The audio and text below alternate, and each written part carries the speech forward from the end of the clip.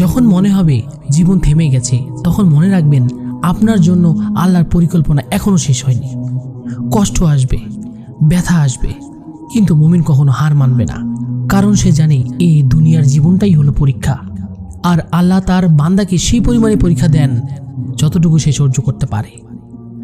আজ যদি আপনার রিজিক কম হয়, নামাজে দাঁড়ান, কারণ আল্লাহ বলেছেন তোমরা আমাকে স্মরণ করো, আমি তোমাদেরকে স্মরণ করব।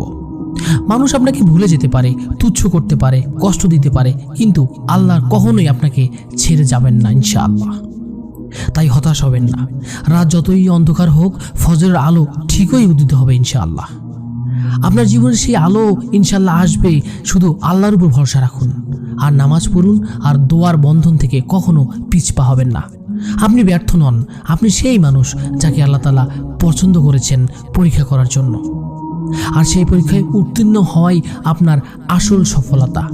তাই নিজেকে বলুন আমি পারবো ইনশাআল্লাহ, আর বলুন রাব্বি ইন্নী লিমা আনজালতা ইলাইয়া মিন খায়রিন ফকিহ। আল্লাহ আমাদের সবার অবস্থা উন্নত করুন, আমিন।